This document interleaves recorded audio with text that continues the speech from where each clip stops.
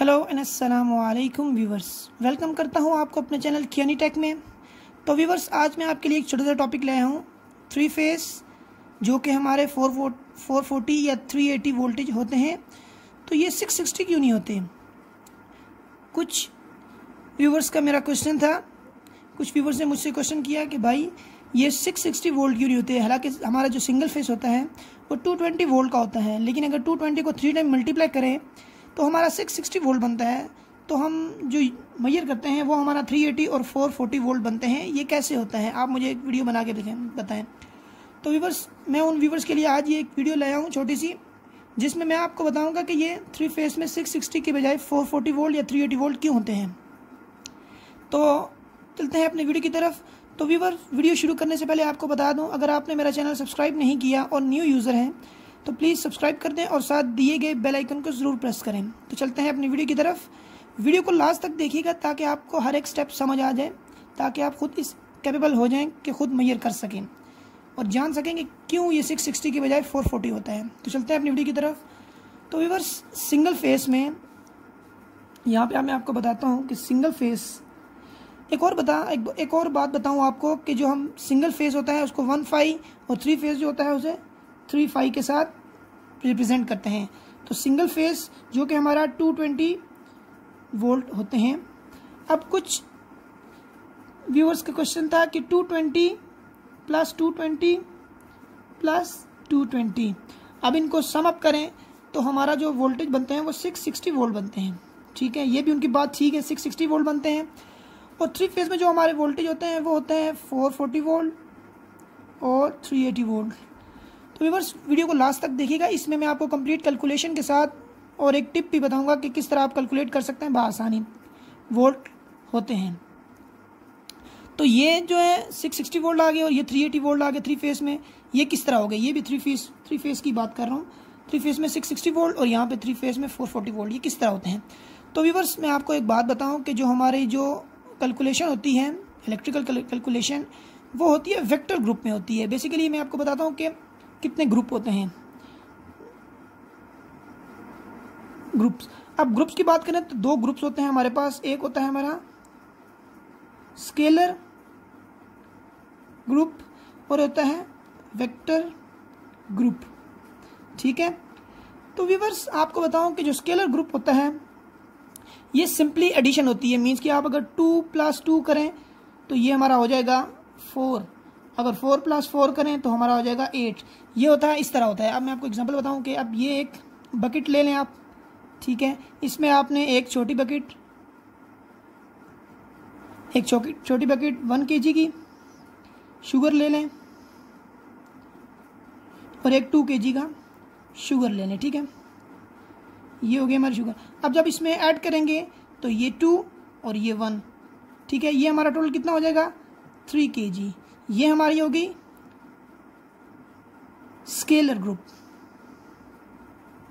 ठीक है, तो ये हो गया हमारा स्केलर ग्रुप। इस तरह हम डायरेक्टली सम अप करके एक वैल्यू बना लेते हैं कि जिसे हम कहते हैं 2 + 1 या 2 + 2 एंड व्हाटएवर सो ऑन। इस तरह हम डायरेक्टली सम अप कर लेते हैं। अब बात करते हैं वेक्टर ग्रुप की, जो मेन इंपॉर्टेंट इलेक्ट्रिकल में रोल प्ले करता है। तो व्यूअर्स, वेक्टर ग्रुप जो होता है वो इस तरह कैलकुलेट नहीं होता। वेक्टर ग्रुप, तो वेक्टर ग्रुप जो होता है आपको मैं एग्जांपल के जरिए बताऊंगा। अब फर्ज कर लें कि ये एक गाड़ी है जो यहाँ से चली है पॉइंट ए से चली और पॉइंट बी पे आके स्टॉप किया। उसने ये फासला तय किया फॉरवर्ड। ठीक है, उसके बाद टर्न लेके इस डायरेक्शन में आ गई हमारी। ठीक है, तो इस डायरेक्शन में आई, ये पॉइंट हो गया सी।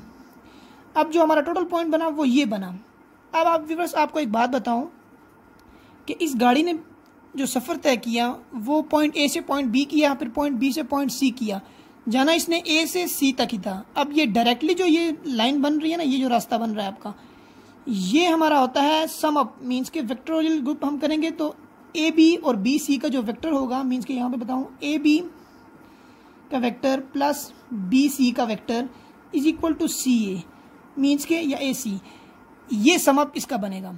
मीन्स के ए बी का जो टोटल एरिया हुआ वो बी सी का जो टोटल एरिया हुआ वो हमारा दो टोटल एरिया है। इन दोनों को सम अप करने के बाद, मीन्स के वेक्टोरियल सम अप करने के बाद जो हमारा आंसर आएगा वो हमारा होगा ए सी।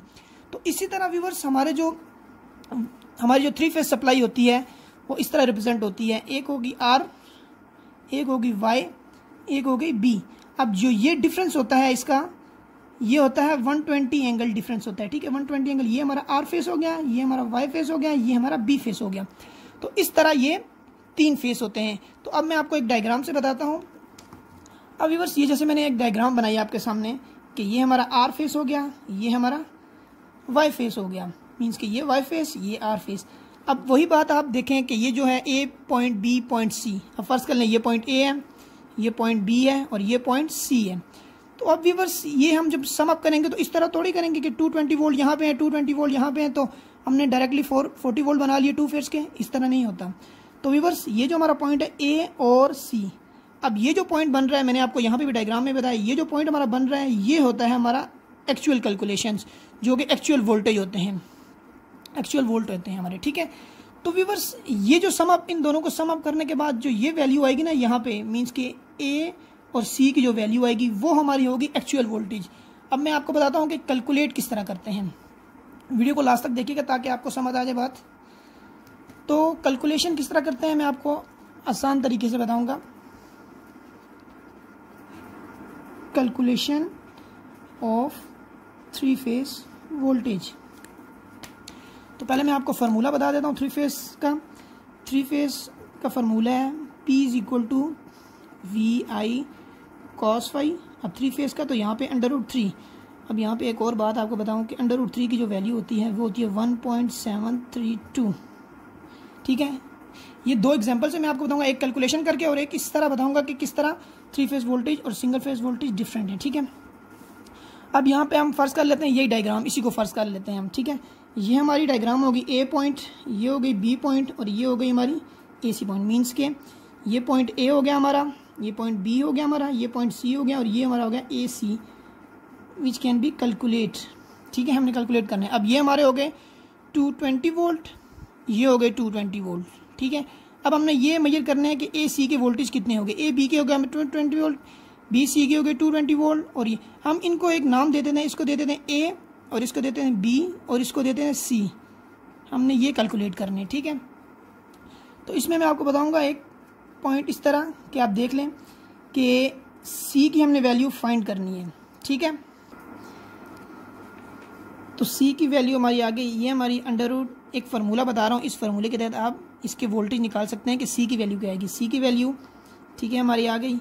तो ये हमारे हो गए 220 का स्क्वायर मीन्स A का स्क्वायर प्लस 220 का स्क्वायर मीन्स B का स्क्वायर। ये हमारे हो गए 2 value, A square plus B square. तो ये हमारे हो गए A square plus B square, means कि ये फार्मूला हो गया। अब C की वैल्यू जो निकालेंगे हम वो इस तरह निकालेंगे, इनकी वैल्यू को सॉल्व करेंगे। अब इनकी वैल्यू किस तरह सॉल्व होगी मैं आपको कैलकुलेटर पे करके दिखाता हूँ। 220 का स्क्वायर लेंगे हम 4840 प्लस 4840, 2 टाइम इसको ऐड किया, मीन्स कि अब यहाँ पे मैं आप 2 टाइम ऐड तो नहीं करना, डायरेक्ट मल्टीप्लाई कर देंगे 2 से। तो हमारा 96800, ये हमारा हो गया 96800 C की वैल्यू। अब इसका हम अंडर रूट लेंगे। अब डायरेक्टली आपने जो ये आंसर लिया है इसको अंडर रूट लेंगे, अंडर रूट और आंसर जो आपका आया आंसर लिख के डायरेक्ट क्लिक करेंगे इक्वल के बटन के, तो आपके पास क्या आ गया कि 3 इसकी वैल्यू आ गई C की हमारे, C = 311 वोल्ट। तो अब व्यूअर्स आपको ये बताऊं कि हमारी जो ये 220 वोल्ट थे और यहाँ पे 220 वोल्ट थे, तो ये हमारे हो गए थे, अब मैं आपको बताता हूँ ये कितने वोल्ट थे हमारे, ये 9680 मीन्स 96800, ये हमारे वोल्टेज थे इन दोनों के सम अप करने के बाद इनको जो हमारी C की वैल्यू आई है वो C की वैल्यू हमारी आई है 311 वोल्ट मीन्स 311 वोल्ट। अब देखें कि ये हम 220 वोल्ट और 220 वोल्ट इस तरह, तो हमारे जो वोल्टेज आ रहे थे वो हमारे आ रहे थे 440 वोल्ट। अब 440 वोल्ट तो नहीं आ सकते क्योंकि ये वेक्टोरियल सम अप है, स्केलर सम अप नहीं है, मीन्स के वेक्टर ग्रुप है, स्केलर ग्रुप से हम नहीं कर रहे, वेक्टर ग्रुप से कर रहे हैं। तो वेक्टर ग्रुप से अब करेंगे तो 220 डायरेक्टली मल्टीप्लाई नहीं करेंगे, इसका फार्मूला है, फार्मूले के जरिए हमने कैलकुलेट किया। कैलकुलेट करने के बाद 440 वोल्ट और 311 वोल्ट, इनके दरमियान डिफरेंस कितना आ रहा है, काफ़ी डिफरेंस आ रहा है। तो व्यूअर्स ये आपको मैंने बात बताई कि किस तरह हम A बी और बी सी मीन्स के दो वेक्टर्स को किस तरह हम ऐड करके मीन्स के आर और वाई फेस को किस तरह हम ऐड अप करके जो थर्ड फेस है उसकी वैल्यू निकाल सकते हैं। मीन के इन दोनों को वेक्टर सम अप करके हम किस तरह थर्ड फेस की वैल्यू निकालते हैं और जो कि हमारी वैल्यू आई है वो 311 वोल्ट आई है। तो एक्चुअल इसी तरह कैलकुलेशन होती है इलेक्ट्रिकल में, जो कि होती है वेक्टर ग्रुप में। वेक्टर ग्रुप में कैलकुलेशन होती है और इस तरह हम निकालते हैं, थ्री फेस की कैलकुलेशन करते हैं, सिंगल फेस की कैलकुलेशन करते हैं। इस तरह करके हम एक इलेक्ट्रिकल क्वांटिटी डिज़ाइन करते हैं। तो अब मैं आपको एक और फार्मूले के ज़रिए बताऊंगा जो कि मैंने आपके साथ शेयर किया था, three phase is equal to P.